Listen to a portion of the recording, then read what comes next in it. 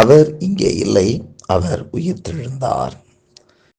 ஆண்டுடைய வார்த்தை சொல்லுகிறது, அவர் இங்கே இல்லை, அவர் உயிர்த்தெழுந்தார் என்று சொல்லி. அப்படின்னா எங்கே அப்படின்னு சொல்லி கேட்டால், இதில் வாரத்தின் முதலாம் நாள் அதில் போட்டிருக்கோம். அதிகாலையிலே தாங்கள் ஆயத்தம் பண்ணின கந்தவருங்களை அவர்கள் எடுத்துக்கொண்டு வேறு சில ஸ்திரீகளோடு கூட கல்லறையின் இடத்திற்கு வந்தார்கள்.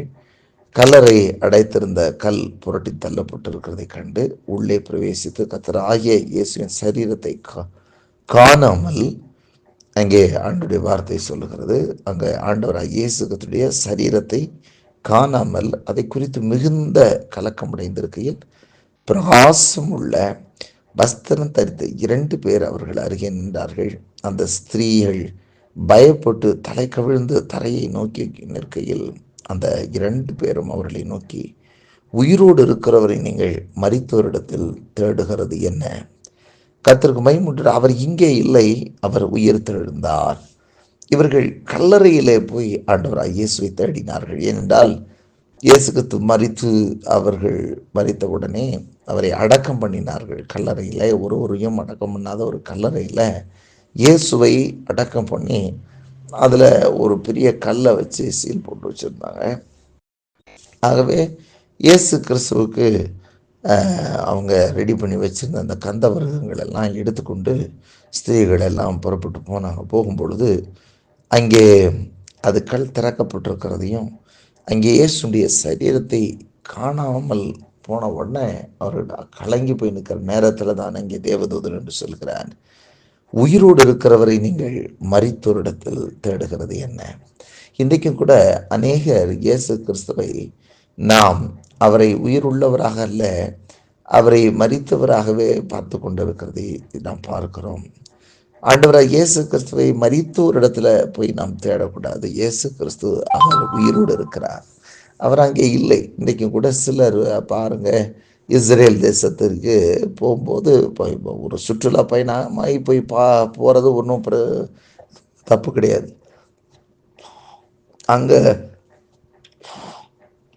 அந்த கல்லறைக்குள்ளே இருக்கிறாரு அப்படின்னு சொல்கிறது தான் தப்பு. கர்த்தருக்கு மகிமை உண்டாகட்டும். ஏன்னா அன்றைக்கே இயேசு கிறிஸ்துவை பற்றி அவங்க தேவதூதர் சொல்கிறாங்க, அவர் இங்கே இல்லை அப்படின்னு.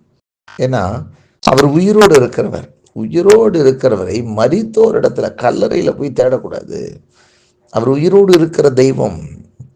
அவர் மரித்தார், நம்முடைய பாவங்களுக்காக மரித்தார். அவர் உயிரோடு எழுந்து விட்டார். இப்பொழுது கல்லறை விட்டு புறப்பட்டு போயாச்சு. கர்த்தருக்கு மகிமை உண்டாகட்டும். ஆகவே நாம் ஆண்டவராக இயேசு கிறிஸ்துவை எவ்விதத்தில் தேட வேண்டுமோ அவ்விதத்திலே நாம் தேட வேண்டும்.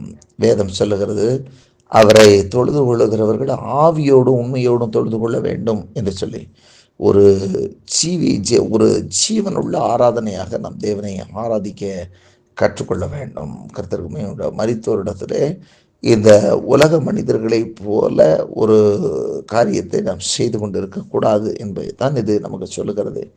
நாம் எப்படி ஆண்டவராக இயேசு கிறிஸ்து மரித்தோர் உயிரோடு எழுந்தாரோ அதே போல நம்முடைய ஆவி உயிர்ப்பிக்கப்பட்டதாக, அந்த உயிர்ப்பிக்கப்பட்ட ஆவியிலே நிறைந்த தேவனை தேடுகளாக நாம் காணப்பட வேண்டும். அதைத்தான் சொல்லுகிறார். மரித்தோர் இடத்துல நாம் போய் தேடக்கூடாது இயேசு கிறிஸ்துவை. அவர் ஜீவனுள்ள தேவன், அவர் ஜீவனுள்ள ஒரு தேசத்திலே அவர் இருக்கிறவர்.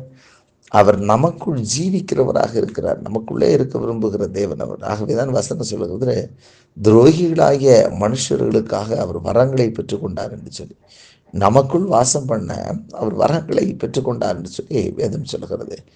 ஆகவே நாம் இன்றைக்கு ஆண்டவராய் இயேசு கிறிஸ்து நமக்குள் வாசம் பண்ணும்படி நாம் ஆண்டவரை தேடுவோம். அவர் நமக்குள் வாசம் பண்ண விரும்புகிற தேவன். ஆகவே ஆண்டவரை நாம் தொழுது கொள்ளும்போது வசனம் சொல்லுகிறது, பரிசுத்த அலங்காரத்துடனே கர்த்தரை தொழுது கொள்ளுங்கள் என்று சொல்லி, நாம் இடத்துல போய் தேடவும் கூடாது, கல்லறையா இருந்தும் தேடக்கூடாது.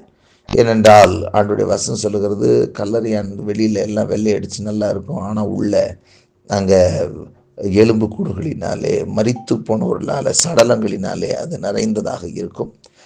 ஆனால் ஆண்டவர் எப்படிப்பட்ட இடத்திலே வாசம் பண்ண விரும்புகிறார்னு சொன்னால் வேதம் சொல்லுகிறது, தேவனுடைய ஆலயம் பரிசுத்தமாக இருக்கிறதே, தேவனுடைய ஆவி உங்களில் வாசமாய் இருக்கிறார் என்று அறியாதிருக்கிறீர்களா? ஒரு தேவனுடைய ஆலயத்தை கெடுத்தால் தேவன் அவனை கெடுப்பார்னு சொல்லி வேதம் சொல்லுகிறது.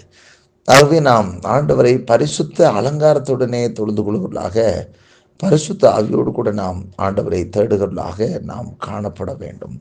ஆவியோடு உண்மையோடு நாம் ஆண்டவரை தேடுகிறவர்களாக நாம் காணப்பட வேண்டும். பார்த்தீங்கன்னா சிலர் இயேசுவை சிலை வடிவிலே போய் தேடுதல் அல்லது பட வடிவிலே போய் தேடுதல், இதெல்லாம் ஆண்டவர் எதிர்பார்க்கல. ஆண்டவர் அப்படி ஆண்டவர் நம்மை தொழுது கொள்ள சொல்லலை. ஆண்டவர் சொல்லார், ஆண்டவரை தொழுது பொழுது தேவன் ஆவியாக இருக்கிறார். அவரை நீங்கள் தொழுது கொள்ளும்போது ஆவியோடும் உண்மையோடும் நீங்கள் தொழுது கொள்ளுங்கள். நீங்கள் பொய்யான காரியத்தில் தொழுது கொண்டு அவசியமில்லை என்று சொல்லி ஆண்டவர் சொல்லுகிறார். ஆகவே நாம் உயிர்ப்பிக்கிற ஆவியினாலே நாம் நிரப்பப்பட்டவர்களாக தேவனை தேடுவோம். அவர் கல்லறையில் அல்ல, மரித்தோரிடத்திலே நாம் தேடக்கூடாது என்று சொல்லி சொல்லப்பட்டிருக்கிறது. ஆகவே அவர் இங்கே இல்லை. அவர் சொன்னபடியே உயிர் திறந்தால் அவர் உயிரோடு இருக்கிற தெய்வம். அவர் உங்களுக்குள்ளும் எனக்குள்ளும் வாசம் பண்ணும்படியாக உயிரோடு எழும்பின தெய்வம். ஆகவே தான் எபேசியர் 2:7 நம்ம வாசிக்கிறோம்,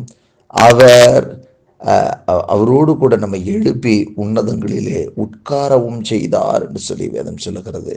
நம்மை அவரோடு கூட உட்கார வைத்திருக்கிற தெய்வம், அவரோடு கூட உயிர்ப்பித்திருக்கிற தெய்வம். ஆகவே நாம் உயிர்ப்பிக்கப்பட்ட அவரை உயிர்ப்பித்த ஆவியினாலே நாம் நிரம்பினவர்களாக தேவனை ஆவியோடும் உண்மையோடும் தொழுது கொள்வோம். கர்த்தர் அப்படிப்பட்ட ஆவிக்குரிய உண்மையான ஆண்டவரை தொழுது கொள்ளிலே அவர் பிரியமாயிருக்கிறார். கர்த்தர் நம்மை ஆசீர்வதிப்பாராக.